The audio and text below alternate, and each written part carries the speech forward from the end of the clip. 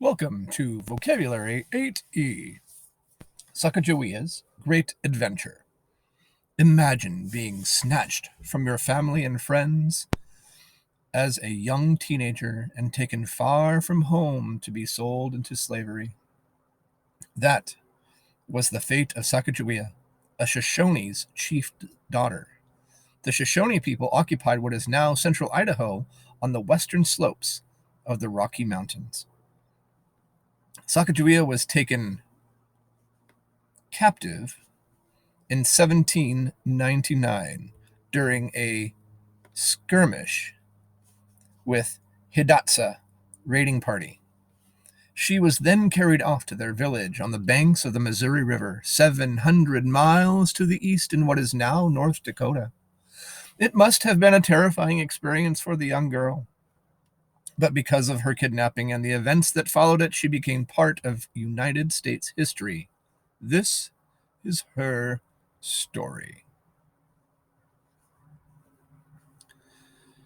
After she had been kidnapped, Sacagawea was sold to a French Canadian named Charbonneau, who lived in the Hidatsa village. She became his wife when she was only 15 years old. In 1804, the Lewis and Clark expedition arrived at the village. Its purpose was to explore routes to the Pacific coast and report back to the United States government. Having set out from St. Louis 6 months earlier, its leaders decided that the Hidatsa village would be a convenient place to spend the winter. Because they knew they would be passing through Shoshone territory, or territory, if you're British, they hired Charbonneau. He spoke the Shoshone language and could interpret for them. They decided that even though she had just had a baby, Sacagawea should also accompany them. Her presence with the baby would demonstrate to the Shoshone that the expedition's intentions were peaceful. In April 1805, the party set out, traveling in canoes up the Missouri River. Sacagawea, her baby strapped to her back, proved to be an invaluable member of the team. She collected roots and berries to supplement the food stocks.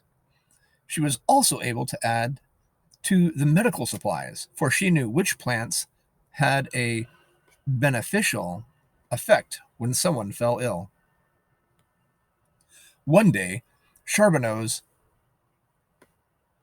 inept handling of the canoe overturned it, and some important records would have been lost had Sacagawea not retrieved them.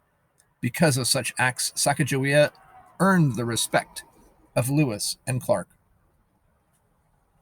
When they finally reached Shoshone country, Sacagawea had an ecstatic reunion with her brother, who was now a Shoshone chief. However, there was little time for her to linger among her own people. The expedition had to reach the Pacific before winter made travel impossible. In mid-November, the expedition reached the west coast.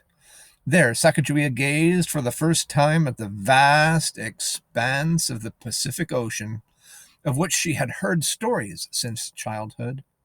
In March of 1806, almost a year after they had begun, the expedition began the return journey and reached the Hidatsa village in mid-August. Sacagawea remained there with her husband and child while the rest of the party continued east. Her great adventure was over.